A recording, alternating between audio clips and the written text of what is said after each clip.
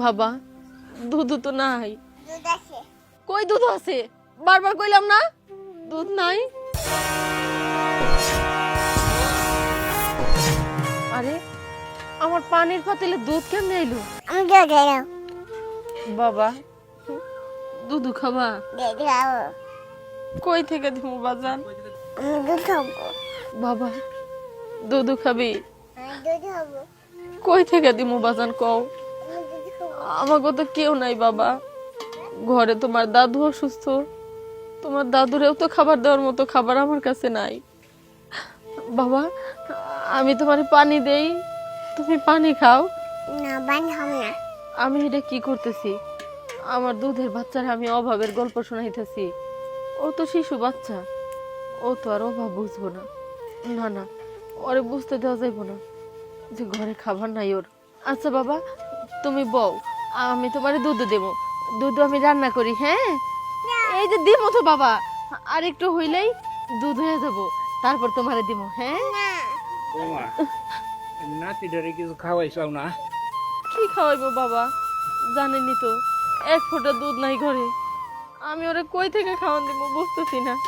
বৌমা, যতদিন মালিকের কাম করছি তাও তো যে কটা করে চিরা দিত, দুইজনে খাইয়া দেয় কোনো মতো বাঁচতাম। আর মাস শেষে যে টাকা পাইতাম ওই টাকার দিয়ে কিছু বাজার হাজার করতাম আর নাতির লেগে দুধ কিনে আনতাম। ওখান তো আমার কামড়াও গেছে, ওখানে আমি বাজার সদাই করুম কেমনে, নাতির লেগে দুধ দিয়ে আনুম কেমনে? বাবা, তারপরেও আমি আপনার আর আমার নিয়ে চিন্তা করি না।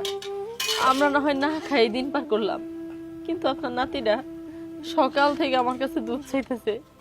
আমি মা হয়ে এক ফোঁটা দুধ দিতে পারতেছি না। এর চাইতে যদি মহিলা যাইতাম তারপরে অনেক শান্তি পাইতাম। মারে, কোনো চিন্তা করো না, আমি যাই দিয়ে কিছু ব্যবস্থা করা পারি নাকি? কি আর ব্যবস্থা হইব? দিন শেষে কিছুই আনতে পারবেন না, না খাই থাকতে হইব। আর আমার পোলা ওই পানি খাই থাকবো, এক ফোঁটা দুধ আমি দিতে পারবো না। হায় হায়, এটা আমি কি দেখতাছি? ভাবি সংসারে এত অভাব, বড় মেয়ে কথা পাতি দিলাম, ছোট একটা দুধের বাচ্চা, তারে কিনা এক ফোঁটা দুধ দিতে পারে না।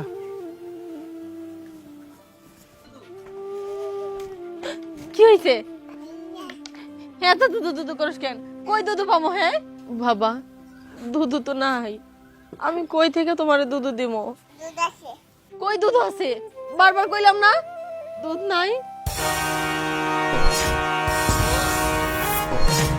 আরে আমার পানির পাতিলে দুধ কেমনে এলো? ভাবি, আমি কইতাছি। আপনি কইবেন মানে? জানেন ভাবি, যখন আমি বাজার করার জন্য বাজারে যাই, তখন আমার চোখটা আপনি বাড়ির উপরে পড়ে। তখন আমি বাবুরা দিই দুধ দুধ করে কাঁদতাছে। তারপরে আমি, বাবা কেমন আছো তুমি? দুধ খাইবা তুমি? এই যে দেখো তোমার লিগে দুধ নিয়ে আইছি, তুমি পেট ভরে খাইবা। এই যে। হ্যাঁ।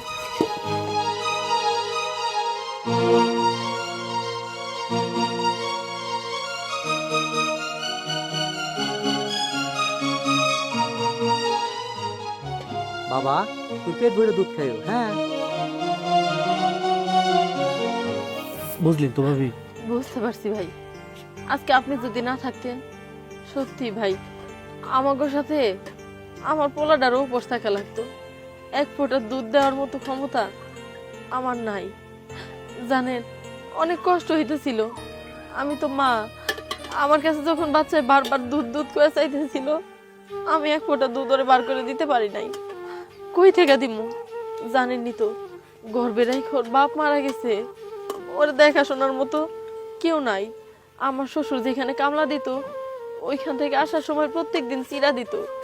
ওই চিরা পানি দিয়ে ভিজায়া আমি আর শ্বশুর খায় নিতাম। আর মাস শেষে যে বেতন পাইতো তা দিয়ে ওর জন্য দুধ আনতো। আমার শ্বশুরের চাকরিটাও তো চলে গেছে, তাই এরকম অভাব অনটন। ভাবি, আপনার সংসারে এত অভাব আমাকে জানাইতেন, হাজার হোক আমরা তো আপনার প্রতিবেশী, আমাকে তো কিছু দায়িত্ব আছে। শুনেন ভাবি, আপনি এখান থেকে কষ্ট করতে হবে না, যখন যা লাগবো আমাকে কইবেন, আমরা আপনার দিব। ভাবি, এখন থেকে লজ্জা করবেন না, যা লাগবো চাইবেন, একটু তো আপনার পাশে থাকতে পারবো। সত্যি ভাই, আপনার মতো প্রতিবেশী আমাদের আশেপাশে যে আছে এটা আমার জন্য ভাগ্যজনক। আপনি অনেক ভালো মানুষ ভাই। আসি। ভালো থাকো বাবা। চল বাবা, তোরে দুধ খাওয়াই।